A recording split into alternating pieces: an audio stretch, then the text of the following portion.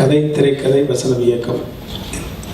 எல்லாமே ஆதி காலத்துலேருந்து கதை, திரைக்கதை, வசனம், இயக்கம். ஆமாம், அதை டைட்டிலாக ஃபிக்ஸ் பண்ணின ஒரு விஷயமே மக்கள்கிட்ட சீக்கிரமாக போய் ரீச் ஆகுன்ற விஷயந்தான்.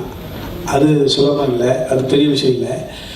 இந்த படத்துக்குள்ளே நான் எப்படி வந்தேன் அப்படிங்கிறது, வீரம் படத்திற்காக நான் வந்து ஹைதராபாத்தில் ராமஜி ஃபிலிம் சிட்டியில் இருந்த பொழுது இந்த படத்தினுடைய எக்ஸிக்யூட்டிவ் சகோதரர் பிரபாகர் சார் வந்து பேசுனாங்க. சார் இந்த மாதிரி சார் பார்த்திபன் சார் பேசுகிறேன், அதுக்காக நீங்கள் லீடு கொடுத்துரு, அவருடைய நம்பர் கிட்ட இருக்கு, அவரே வந்துட வேண்டியதாக சார். இல்லை சார் நீங்கள் ஃப்ரீயாக இருக்கேன்னு கேட்டு, சார் தயவு செஞ்சு ஃபோக்கஸ் பண்ணாங்க சார், பில்டப் பண்ணாங்க சார். சார் சொல்லுங்கள் சார். நான் பிளைனாக சொல்கிறேன் தம்பிராமே சார், நீ பேசு தான் இந்த படத்தில் எல்லாருமே நீ பேச வச்சு எடுக்கணும்னு நினச்சேன். அப்படி ஒரு பர்டிகுலர் கேரக்டர் மட்டும் கொஞ்சம் லோடு ஜாஸ்தியாக இருக்குது, அதை எப்படி பார்த்தாலும் எனக்கு செட் ஆக மாட்டேங்குது. இப்போ சார் சொன்ன மாதிரி அது நீங்கள் தான் செட் ஆவீங்கன்னு சொன்னோன்னே, என்னது இவ்வளோ பெரிய விஷயத்தை தூக்கி வைக்கிறாங்களே அப்படின்னு தான் சொன்னேன். நான் கதையெல்லாம் கேட்க மாட்டேன் சார் உங்கள்கிட்ட, நீங்கள் என்ன சொல்கிறீங்களோ அதை செய்வேன் சார். ஏன்னா நம்ம எத்தனை படங்கள் பண்ணணுன்றது முக்கியம் கிடையாது. ஒரு புதிய பாதை வந்து 100 வருடம் படித்தாலும் கூட இந்த தமிழ்நாட்டினுடைய படங்களில் ஒரு 10 படங்கள் நிச்சயமாக ஒரு இடத்தை வகிக்கக்கூடிய ஒரு படமாக இருக்கும். அந்த படத்தினுடைய பின்னணியில் நிறையா படங்கள் பின்னால் வந்தது. ஒரு ஆன்டி ஹீரோன்னு சொல்லிட்டு இருக்கோம். அந்த ஆன்டி ஹீரோவை எப்படி கொண்டு வருதுன்றது பிரகாஷ்ராஜ் சார் இது, சத்யராஜ் சார் இது, பிற்காலத்தில் வந்து ஒரு வில்லனாக வந்து இருந்து நடித்தவர்கள் வந்து கதாநாயகனாக தன்னை மாற்றிக்கொள்வதற்கு காரணமாக அமைந்த படம் அந்த புதிய பாதை.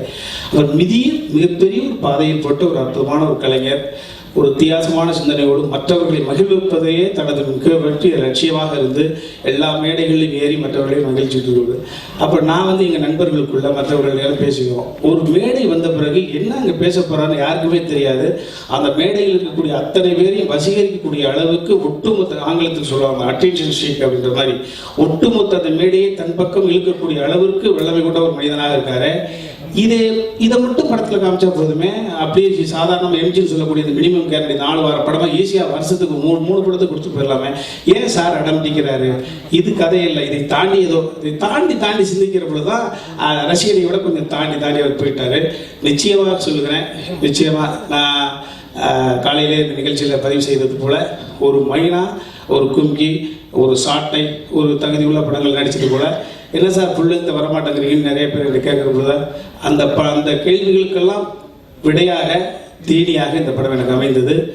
அந்த வகையில் ஒரு 65-70 வயது மனித கதாபாத்திரத்தை என்று பொருத்தி நடையிலும் என்னை வந்து ரசிச்சு, சார் இப்படி நடங்க சார், இல்லை இப்படி நடங்க, இல்லை இதில் கொஞ்சம் சரி அவர் என்ன சொன்னாரோ அதான் செஞ்சேன். நானாக எனது ஓன் கான்ட்ரிபியூஷன் சொல்லக்கூடிய எனது விஷயங்கள் எதுவுமே கிடையாது. வசனங்கள் அவரே வாயத்தரதான் வசனமலை கொண்டுக்கிறவர். ஸோ வசனத்திற்கும் நான் உள்ள புகுந்து வேலை செய்வதற்கான வாய்ப்புகள் கிடையாது. நடிப்பதற்கும் நான் தனியாக மெனக்கட வேண்டிய அவசியம் கிடையாது. நடித்தது அதில் பேசிய வசனம் அத்தனையும் அவர் செய்தது. அதை அப்படியே நான் ரிப்ளை பண்ணியிருந்தேன், அவ்வளோதான். அந்த படத்தை டப்பிங் போய் பேசப்போது பார்த்தேன், அவ்வளோ சுகமாக இருந்தது, நெகிழ்வாக இருந்தது. இப்போ கூட தம்பி அந்த படத்துக்கு பின்னணி இசை அமைக்கக்கூடிய தம்பி சத்யா, அவர் நினைச்சிருந்தாருன்னா இன்னைக்கு ஒரு 10 படத்துக்கு அட்வான்ஸ் வாங்கி போட்டு பயங்கர பிஸியான ஒரு மியூசிக் டைரக்டராக இருக்கலாம்.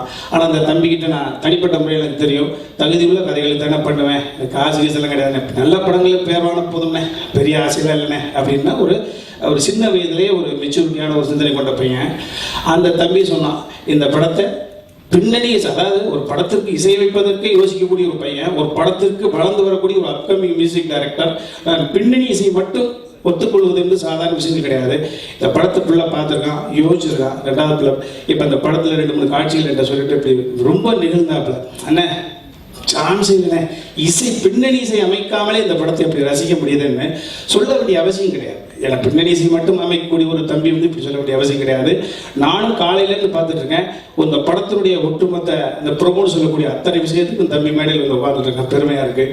அதை தாண்டி இந்த ஒட்டுமொத்த ரசிகர்களை எந்த கோணத்திலும் ஏமாற்றி விடக்கூடாது என்ற ஒரு கண்ணோட்டத்தோடு நிச்சயமாக இந்த ரசிகர்களை அந்த தேட்டருக்கு வரக்கூடிய ஆடியன்ஸை மனசில் செலுத்தி அவர்களுக்கு இந்த அப்டேட் சொல்லக்கூடிய அந்த நிகழ்காலத்துக்கு ஏற்ற யுக்திகளை கையாண்டு எனக்கு ஃபுல் லென்த் ரோல் மட்டும் பண்ணது மட்டும் இல்லாமல் இந்த தம்பி Arya, Vijay Sethupathi, Cheran sir and Prakash Raj sir, Taapsee, Amala Paul, இந்த முன்னணி நட்சத்திரங்களை எல்லாம் கொண்டு வந்து போனஸாக இந்த தமிழக ஆடியன்ஸை மகிழ்ச்சி கடலில் ஆழ்த்த வேண்டும் என்ற ஒரே கண்ணோட்டத்தோடு இந்த ஃபுல் கமர்ஷியல் பேக்கேஜ் சொல்லக்கூடிய வித்தியாசம்னா ஆடியன்ஸை இன்ட்ரெஸ்ட் பண்ணக்கூடிய ப்ரீவியஸ் 1-2 தோல்விகள் அவர் கொடுத்த அந்த வழியை அதை வெற்றியாக மாற்ற வேண்டும் என்ற வெறியோடு இந்த படத்துல முரட்டு உழைப்பு போட்டிருக்காரு. ஐயோ நான் சொல்லுவேன், உழைப்பு அது பார்த்திபன் சார் அப்படி ஒரு சிந்திச்சுட்டே இருக்கிறார். காலையில் கூட மேடையில் போய் 24 மணி நேரம் ஒரு சிந்தனை சினிமாவை பற்றிய சிந்தனை.